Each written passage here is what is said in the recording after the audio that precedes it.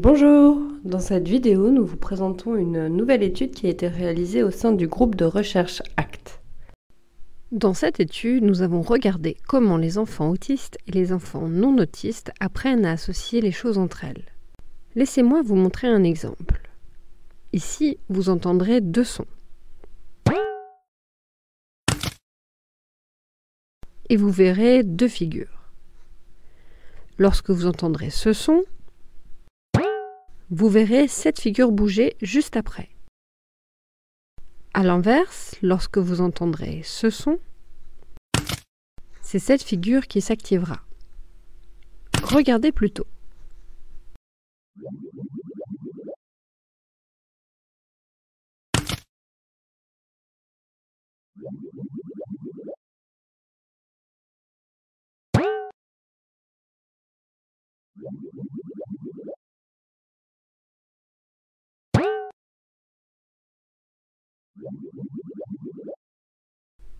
Et maintenant, à ton avis, quelle image va bouger?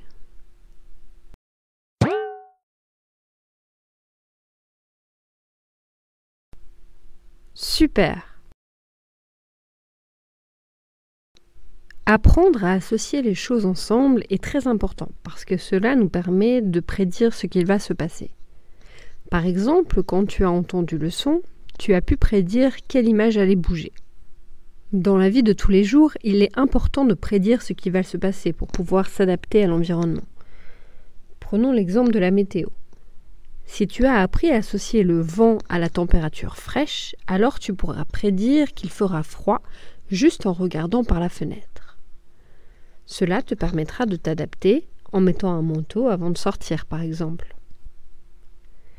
Tu comprends maintenant que si les enfants autistes apprennent à associer différemment des enfants non autistes, cela pourrait avoir des conséquences sur leur comportement dans la vie de tous les jours.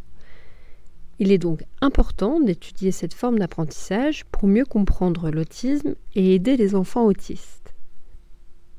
Dans cette étude, nous nous sommes posé deux questions.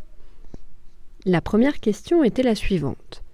Est-ce que les enfants autistes et les enfants non autistes montrent les mêmes performances lorsqu'il s'agit d'associer les événements entre eux? Pour cela, nous avons montré la vidéo que tu as vue précédemment à 23 enfants autistes et 23 enfants non autistes, tous âgés entre 8 et 16 ans. Ce que tu vois ici représente le nombre de fois où les enfants ont correctement prédit la figure qui allait bouger en se basant sur le son. La couleur bleue représente les enfants autistes et la couleur rouge les enfants non autistes. Comme tu peux le voir, nous avons observé que les enfants autistes donnaient moins de réponses correctes que les enfants non autistes. La deuxième question était celle-ci.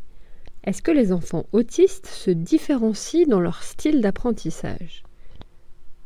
Par exemple, ici tu peux voir deux figures dans lesquelles nous avons inversé les formes à l'intérieur.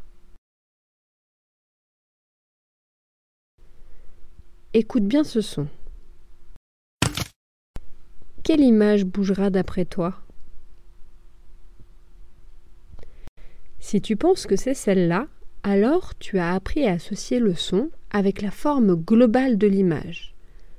Si tu penses que c'est celle-là, alors tu as associé le son avec les vaguelettes à l'intérieur de la forme. Il n'y a pas de bonne réponse, il s'agit simplement de deux styles d'apprentissage différents. Il a été parfois montré que les personnes autistes font plus attention aux détails que les personnes non autistes.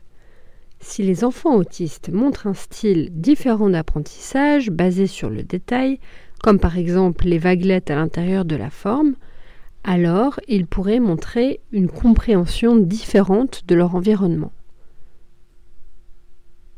Tu peux voir ici les styles d'apprentissage des enfants. Les points rouges représentent toujours les enfants non autistes et les points bleus les enfants autistes. Nous n'avons pas observé de différence entre les deux groupes d'enfants quant à leur courbe d'apprentissage.